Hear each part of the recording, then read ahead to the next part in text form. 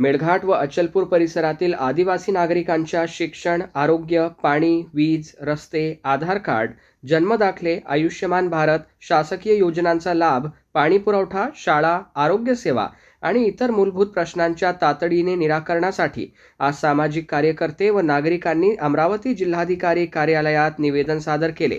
निवेदनात प्रशासनाने प्रलंबित प्रश्नांवर स्पष्ट भूमिका मांडून कालबद्ध कृती आराखडा जाहीर करावा, तसेच नागरिकांच्या हक्कांबाबत गावागावात जनजागृती करावी अशी मागणी करण्यात आली। मेळघाटातील विविध समस्या वेळेत सोडवून आदिवासी भागाच्या सर्वांगीण विकासासाठी ठोस पावले उचलावीत अशी अपेक्षा आंदोलनकर्त्यांनी व्यक्त केली। आम्ही सगळे मेळघाटच्या अनेक समस्यावर त्याच्यासाठी आलो आहे इकडे। आणि पहिले मुद्दा आहे की आधार कार्ड बनवत नाही आहे लोकांचा।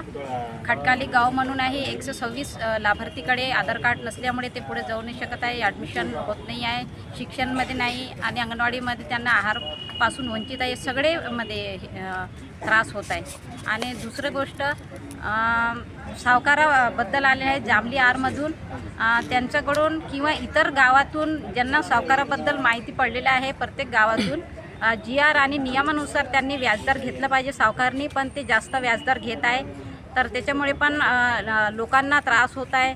आणि त्यांच्या सोना आणि ते गहना आहे ते परत मिळण्यासाठी त्यांना मदत होत नाही आहे आणि त्यांना त्रास होत आहे। तर त्यांच्याकडून जे पावती घेतले जातात ते सावकार फाडून टाकतात आणि त्यांना त्यांच्या गहना आहे जे परत देण्यासाठी नाकारतात आणि म्हणतात की 2 वर्ष झालं आहे, 3 वर्ष झालं आहे, तर आता तुमच्या सोनं गहना सगळं बुडलं आहे, तर परत भेटत नाही, असं त्यांना लोकांना असा लुबाडत आहे। तर असा मेळघाटमध्ये अडचणी सुरू आहे।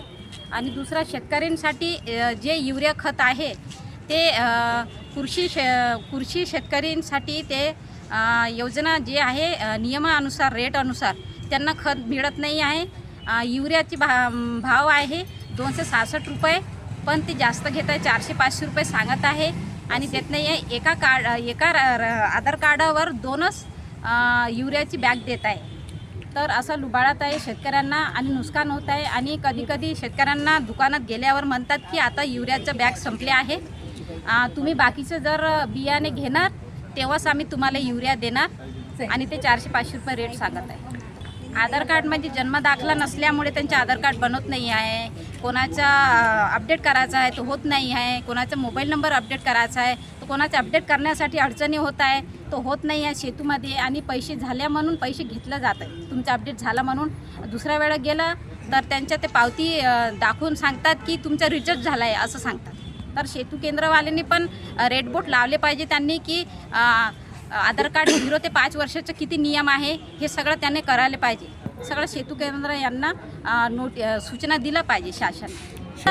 2000, 3000, 5000 पर्यंत घेत आहे आधार कार्ड बनवायचे। हो, असं घेत आहे मेळघाटमध्ये। असं झालेलं आहे, हातरू परिसरला पण झालं आहे, मेळघाटच्या टेंभुर्णी सोंडा सर्कलला पण झालं आहे आणि धामणगाव गडी इथे पण घेत आहे।